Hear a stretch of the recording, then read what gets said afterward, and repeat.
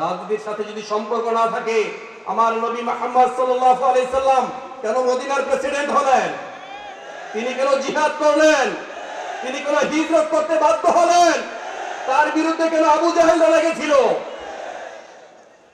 ধর্মের সাথে, ইসলামের সাথে রাজনীতির সম্পর্ক আছে, কিন্তু তোমার অন্তরে কোরআন নাই। আসলে ভাই, হক কথা বড়ই তেতা, যদিও তা মুক্তার চেয়ে দামি। হক কথা, যে কোনো হক কথা খুবই তেতো, যদিও তা মুক্তর চেয়ে দামি। আল হাক্কু মুররুন ওয়ালাউ কানা দুররুন। হক কথা বড়ই তেতা, হক কথা আমরা সহ্য করতে পারি না। মনে রাখবেন, যারা আমাদেরকে বলা হয় আমরা ধর্ম ব্যবসায়ী, যারা পবিত্র কোরআনের কথা বলেন, হাদিস থেকে কথা বলেন, আল্লাহ রাসূলের সুন্নাহর আলোকে চলেন। আল্লামা সাঈদী রাহমাতুল্লাহ আলাইহি তিনি এইখানে প্রায় 27 থেকে 28 বছর কথা বলে গিয়েছেন।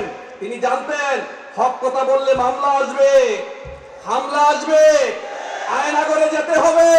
তিনি ধর্ম ব্যবসায়ী ছিলেন না, কোন আলেমে দিনদার ধর্ম ব্যবসায়ী ছিলেন না।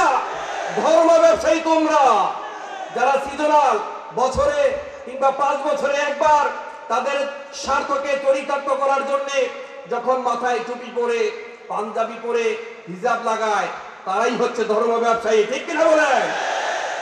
আসলে ভাই মনে রাখবেন, আমার বীর চট্টলাবাসী ঐতিহাসিক প্যারেড ময়দানে উপস্থিত হাজারো তৌহিদি জনতা, মনে রাখবেন, কোরআন হাদিস থেকে কথা বললে, নীতি নৈতিকতার কথা বললে, হক কথা বললে, যাদের চোখ বড় বড় হয়ে যায়, চেহারা কালো হয়ে যায়, অন্তর জ্বলে পুড়ে ছারখার হয়ে যায়, তারাই মূলত ধর্ম ব্যবসায়ী। তারাই মূলত ধর্ম ব্যবসায়ী।